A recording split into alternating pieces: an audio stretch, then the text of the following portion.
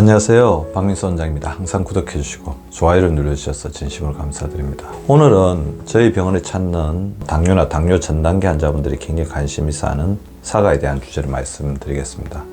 사과를 과연 먹어도 되느냐, 그런 질문을 굉장히 많이 하시는데요. 자, 사과 어떻게 먹어야지 건강에 유익하고 해 없이 먹을 수 있는지를 알려드리겠습니다. 오늘 제목은 혈당이 높다고 사과가 무조건 해로운 것은 아닙니다.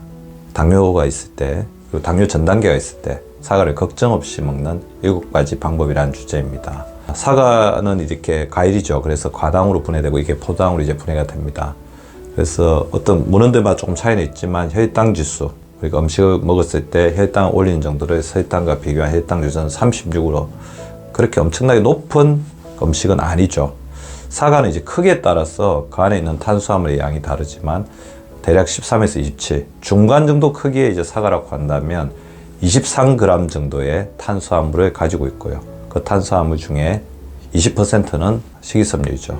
가령 23g 정도라고 하면 5분의 1 정도, 한 4g에서 5g 사이가 섬유질이라고 볼 수가 있고요. 칼로리 따지면 97 칼로리 정도가 되겠죠. 비타민C도 상당히 있습니다. 그래서 14% 정도가 8mg 정도의 비타민C를 가지고 있는데 우리가 하루에 요구하는 필요량의 14%에서 한 20% 정도, 상당히 많은 양을 사과 하나를 먹었을 때 채울 수가 있죠. 85%의 물을 가지고 있고요. 그것뿐만 아니라 칼슘, 인, 칼륨, 마그네슘, 그런 다양한 어떤 영양소를 가지고 있는, 어떻게 보면 영양소의 보고라고 할 수 있는 것이 바로 사과입니다. 그래서 이제 많이 고민하시는 분들이 사과가 다이기 때문에 이게 내 당뇨를 더 악화시키지 않을까, 그런 생각을 하는데요. 자, 보시면 아까 제가 말씀드린 것처럼 탄수화물도 가지고 있지만 탄수화물을 견제하는 섬유질도 가지고 있습니다. 그리고 인슐린 저항성 오히려 감소시키는 역할을 하게 되죠. 우리 당뇨 환자분들은 인슐린을 우리 몸에서 거부하는 인슐린 저항성 때문에 굉장히 힘든 상태가 되는데요. 오히려 그런 인슐린 저항성, 우리 몸에서 인슐린이 더 잘 작동할 수 있게끔 도와주는 역할을 하는데 그게 바로 사과 껍질에 있는 폴리페놀들의 효과입니다. 파이토케미칼, 식물성 영양소 효과이죠. 이런 작용들을 하는데 가장 중요한 역할을 하는 것이 바로 산화되는데 받는 스트레스, 산화 스트레스를 줄여주는 항산화 효과라고 할 수가 있습니다. 식물들은 자기 자체가 못 움직이기 때문에 회충이나 자외선, 여러 가지 조류로부터 자기를 보호하기 위해서 식물의 껍질에 각종 화학물질들을 분비하거든요. 발라놓는다고 보시면 됩니다. 이게 우리 몸속에 들어가서는 생리적인 활성을 가지죠. 굉장히 긍정적인 작용을 합니다. 바로 파이토케미칼, 식물성 영양소라고 볼 수가 있습니다.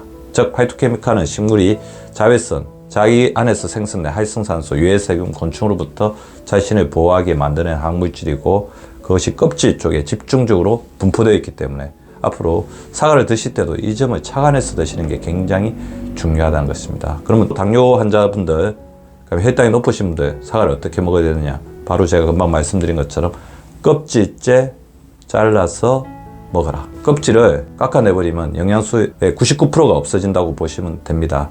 껍질째 잘라서 드시는 게 도움이 될 것 같아요. 최근에는 굉장히 농약이나 이런 비료들을 잘 세척해주는 1등급 세척제들이 많이 나와 있기 때문에 잘 활용하셔가지고 깨끗이 씻어서 드시면 될 것 같고요. 당뇨가 있으신 분들은 당연히 주스로 먹는 것은 피해야 됩니다.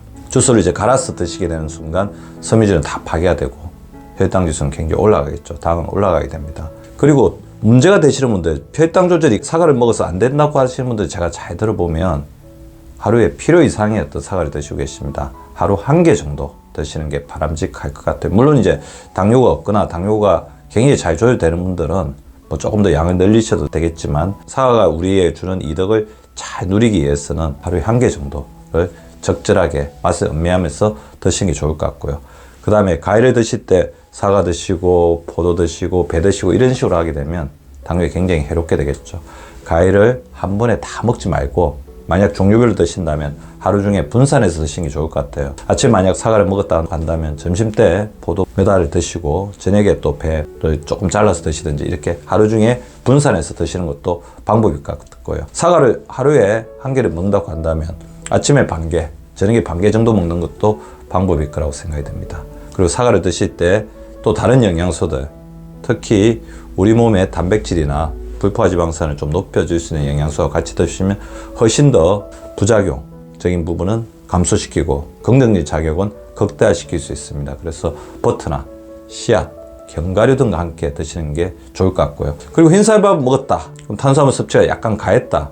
그럴 때는 디저트로 꼭 드시지 말고 그때는 아까 제가 말씀드린 것처럼 사과를 드신다고 한다면 좀 시간이 지난 다음에 간식으로 드시든지 아니면 식사량이 그렇게 많지 않을 때 드시는 게 좋을 것 같습니다. 즉 탄수화물 섭취가 가했을 때는 시간 간격을 두고 드시는 게 좋을 것 같아요. 그리고 그런 경우는 있습니다.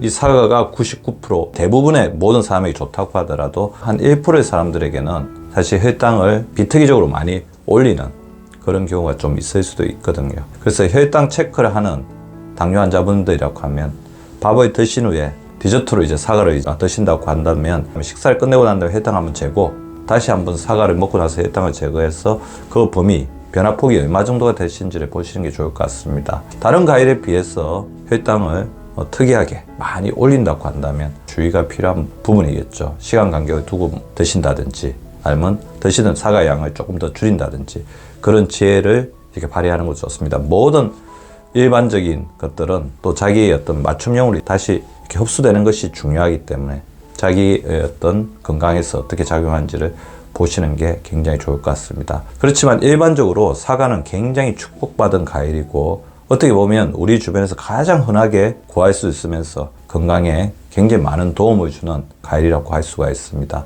당뇨 환자분들 너무 걱정하지 말고 잘 절제하시면서 원칙을 지켜서 드신다면 실보다는 덕이 훨씬 더 많은 과일이기 때문에 스트레스 받지 말고 즐기시면서 드시기 바랍니다. 잘 드신 사과는 건강에 도움을 주는 항산화 음식이 될 수가 있습니다. 오늘도 시청해 주셔서 감사드립니다. 유쾌한 하루, 건강한 하루 보내시기 바랍니다.